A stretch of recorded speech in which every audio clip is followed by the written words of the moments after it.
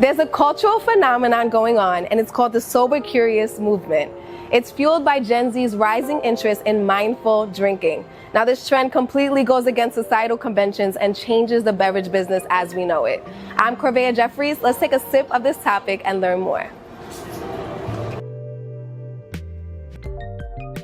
Will, you've been bartending for 10 years now. No one better than you to tell me, why are people ordering from the non-alcoholic section of the menu? Some of the reasons I find people are ordering from the non-alcoholic section are they're trying to be responsible. They might be the designated driver, their age, or they just don't want to feel the negative side effects the next day after going out drinking. I can definitely relate to that. So tell me, what's the most popular non-alcoholic drink on the menu right now? We got a couple, but the one that I think gets ordered the most is the Blush Baby.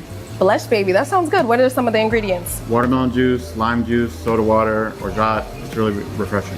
Okay, that sounds good. Can we make it? Absolutely. Okay, let's do it.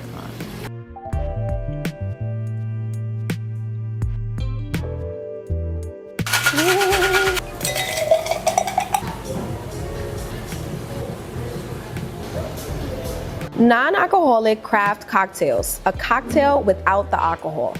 They've taken over social media feeds and bar restaurant menus, appealing to a generation that values moderation and wellness. That's right. Gen Zers want to feel like they're getting lit with friends or sharing a moment over a drink, but without the alcohol and definitely without the hangover. In 2022, the non-alcoholic sector of the beverage industry brought in over $11 billion. This was due to the demand of non-alcoholic gins, tequilas, and even alcohol-removed wines.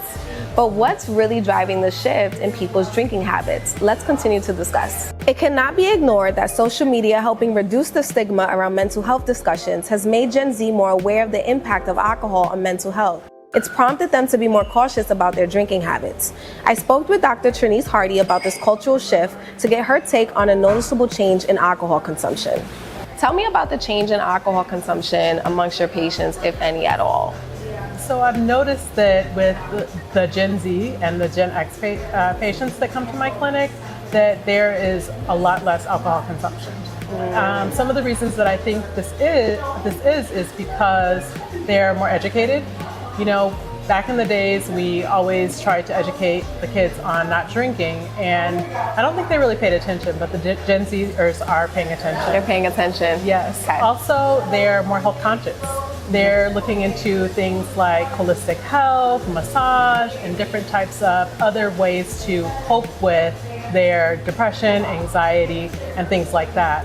So they're not having to turn to alcohol as much. And that's a good segue to my next question. What are the changes we experience as we start to consume little to no alcohol? Your blood pressure goes down, which is a wonderful thing. You also see better lab results. So your hemoglobin A1C, your lipid panels, your cholesterol, all of those things will be less, which will make you feel more healthy. So what's next for the Sober Curious movement? Well, the non-alcoholic sector of the beverage business is going to continue to boom, and spirit-free drinks will continue to rise as the drink of choice for Gen Zers. And there'll be more and more people actually remembering nights that they're spending with friends when they put away the whiskey and choose to sip on a perfectly non-alcoholic crafted cocktail. So, cheers to good times with good people without the hangover. Cheers!